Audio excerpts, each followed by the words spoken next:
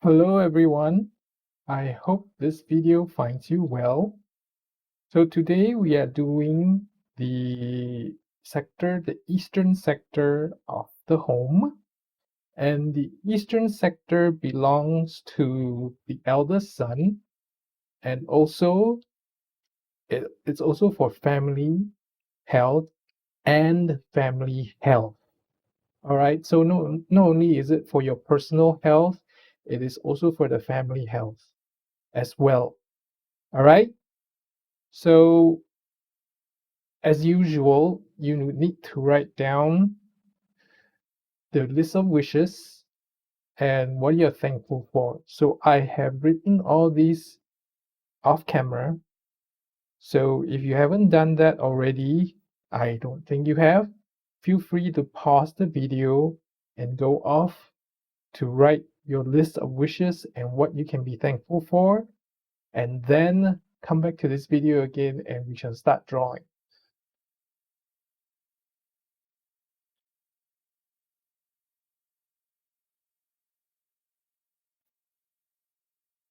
So I'm going to start drawing now. And as usual, I mean, this is probably our third video already, so I'll probably not explain what happens when I'm drawing, and I'll crank up the speed so that you don't actually have to go through watching me measure, find the middle and all that. All right?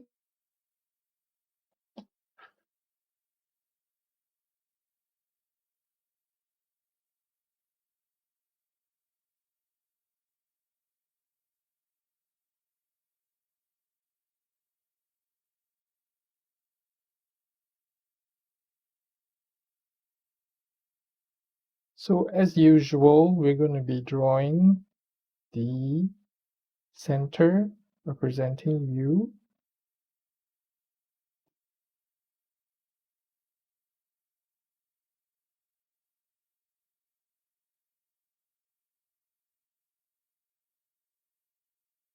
Okay, and then we're going to go through the list and draw all the things we are thankful for in the circle here that's related to family health and family health.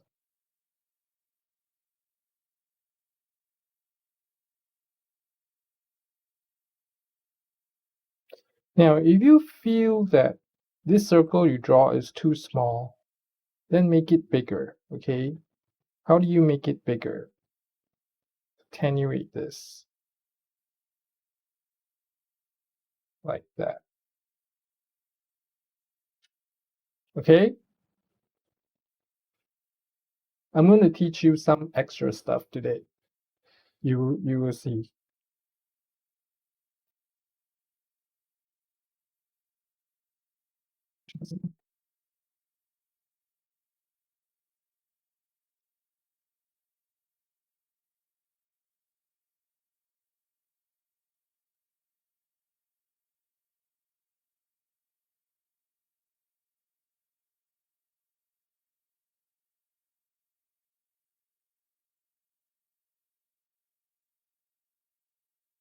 All right, so the extra things that I'm referring to earlier just now was the fact that you can actually draw extra circles here that you're thinking that you can be thankful for, but you don't know what it is now.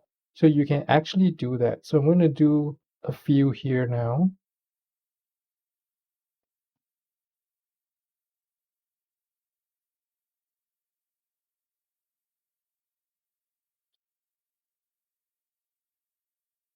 So these are things that I can be thankful for, but I don't know what they are at the moment.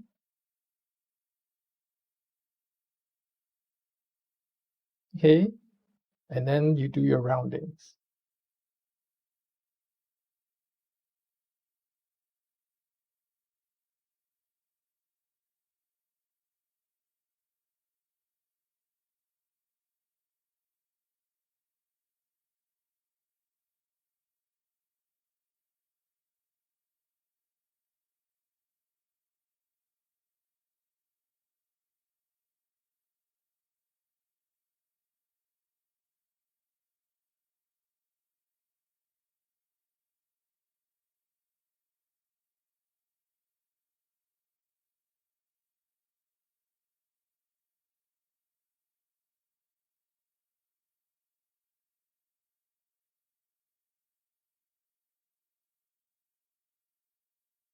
Now, same like before, I can put a few more circles in here that doesn't have anything right now.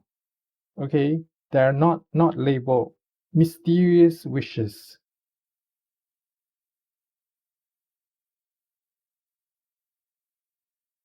You can think of mysterious wishes as mysterious fruits, like what you would draw in a neuro tree.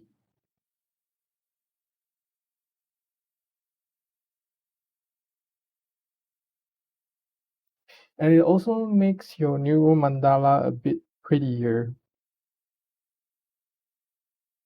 and so it doesn't look so bare. Now you can vary the sizes, like I can do this.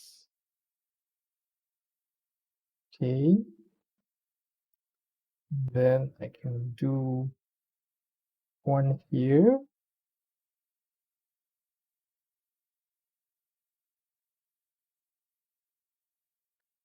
Or you can do multiple tiny ones like this.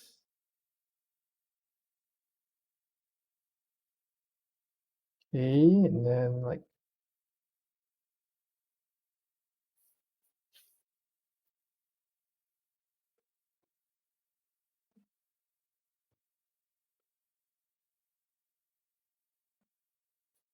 just whatever intuitively you feel where things should go, where your circle should go, you draw it.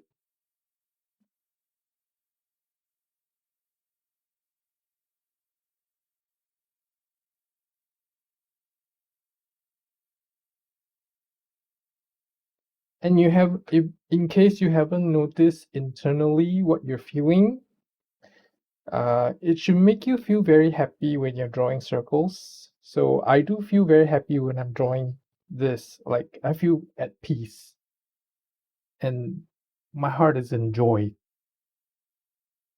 All right. So next is just the roundings. Don't forget to draw your outer larger circle with neural lines a few times.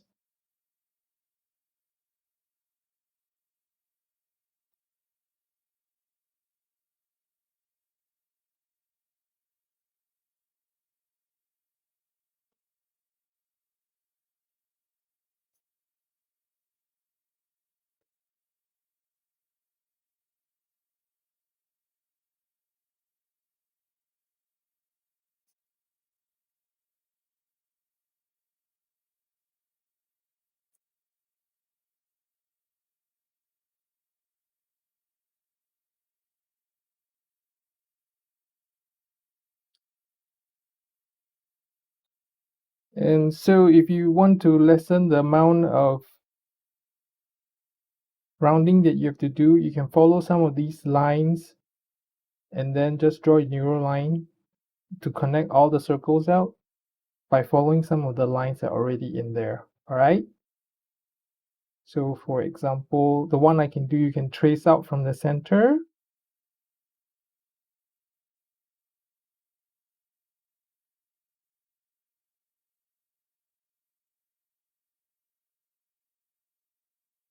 Okay, let me round this first and I'll show you. Or you can just connect from like, say this spot here. Just notice something I didn't round. Like say from here. Okay, something like that.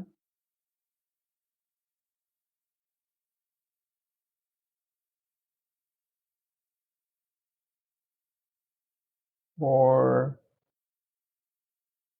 from here. Like that.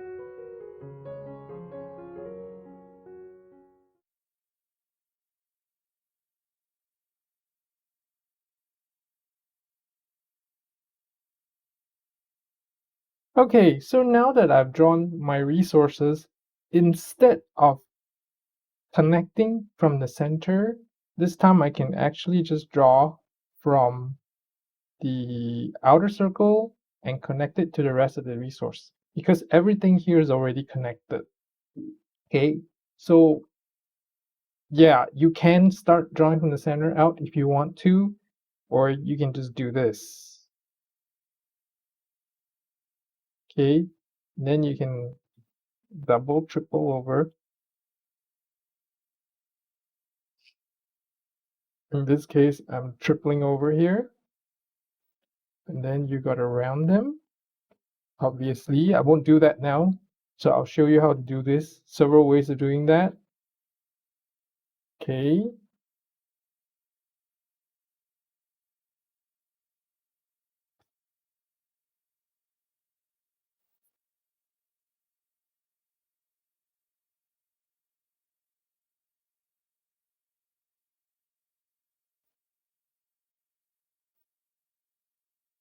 All right. So if you feel like there's not enough neural lines, you can draw from the middle out.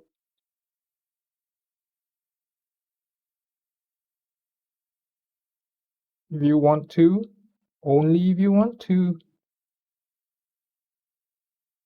Yeah, I actually, when I'm doing this, it does feel better if you draw from the middle out.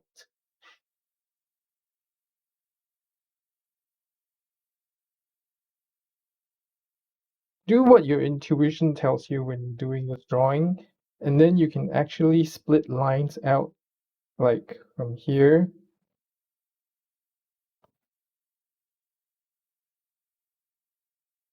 Okay, and then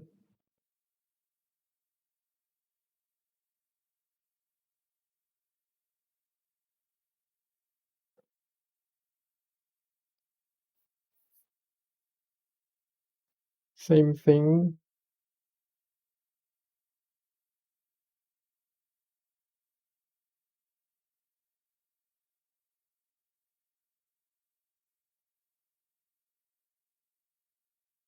For some reason, I feel I'm drawing this one here.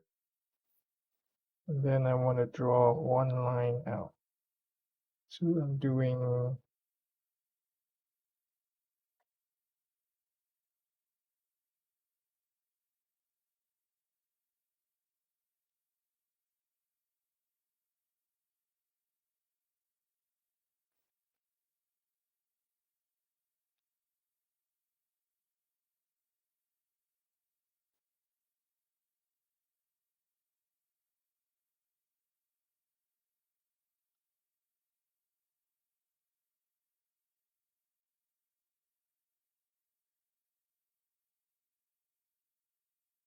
okay, why I'm drawing this one here is integration.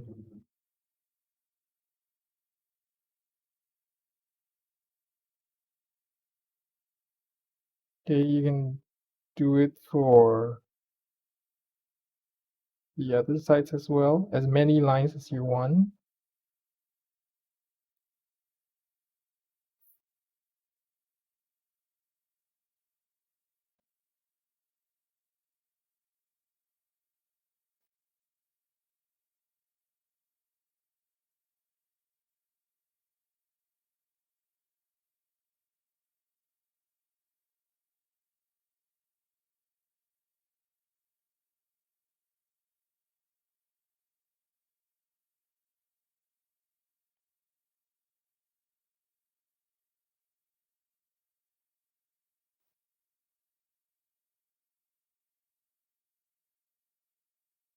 So at this point, I'm feeling good. So I'll just do the roundings and then we're done. Then we'll go into coloring. Well, sorry, I started recording before. I didn't start recording when I was coloring. So for this coloring, I'm going to be using pastels, hard pastels, and this sieve is just the sieve for the kitchen sink. If you don't have that, then you can just use like something like Oh, I can't find a pen knife right now, so you can either use like a dinner knife or a spoons that you don't want, because I don't recommend you using some of your cutlery and then using it for food later. Not a good idea. So don't do that. If you ever use any of your metallic cutlery for this, do not use it for any food. Remember, even after you washed it, remember you have been warned. And or you can even use like a what's that, the steel rule to scrape it. Okay, so this is just easier because I can just do this. So I started this. So what I did was basically I used the sieve to scrape onto the paper and wherever you want. So I'm going to I'm going to do a little different way of coloring in this piece of paper. So after that, you just kind of like, you know, dab your hands onto the pigment, the dust that you've scraped off, like that. You will see the effect later, okay? And then after that, you just, because your hands will look like this, and you want a piece of rag near you just to wipe it off and dry it before you do the next round. Now, these particular ones I'm using are actually water soluble. I have not tried the water soluble part before, so I can't attest to that, but they say that it's water soluble. You can do the scraping and spray it if you want, experiment, but this paper I'm using is only 200 GSM. I bet if I use any water on it, it's going to warp really badly. All right, so I won't be doing that.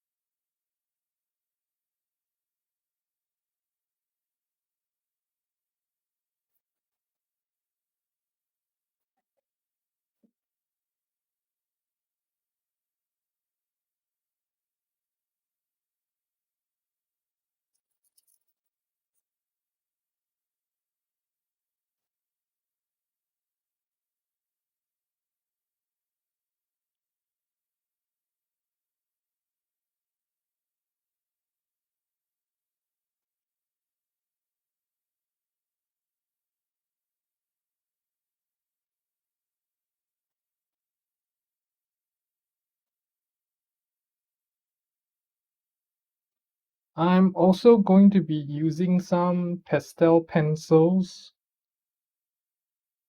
for detail work.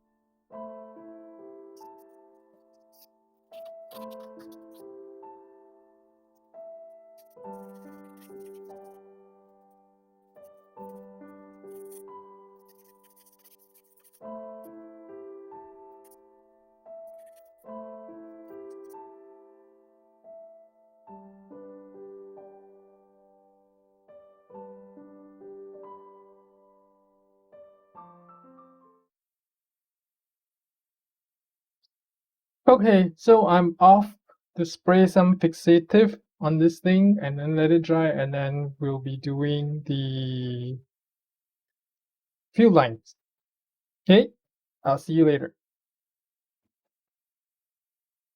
So just in case anybody was wondering what was this I was using, this is what we call a color shaper. It has a silicone tip, and it looks like a brush, but it's actually for it's why it's called color shaper, is because you use this in place of your fingers or a Q-tip for blending. You can use a Q-tip for blending as well. So just now when I was doing this, I could have used a Q-tip. I find that the problem with Q-tip is it tends to take up more of the pigment. Okay, pick up more of the pigment, and before it will blend nicely, it will still blend after a while, but these I find they're a bit more efficient, so to say. All right, so the final step is field lines. I'm not going to do any fixation. If you want, you can go ahead and do some fixation, but I'm not going to. So I'm just going to go ahead and do the field lines. And I'm using purple.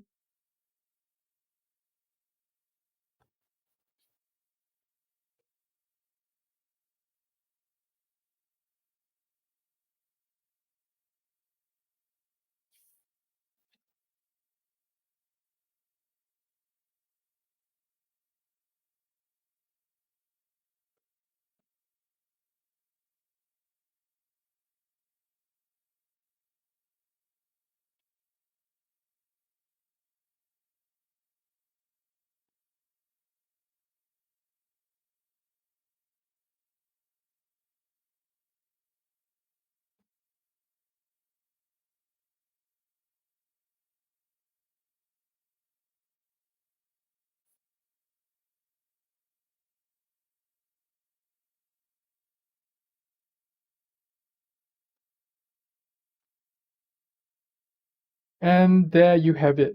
We're done. I'm only drawing 3 field lines this time. All right. So the next video we're going to be doing southeast, which is a very interesting one because and it is related to prosperity and a wealth corner as well. I will talk to you again in the next video.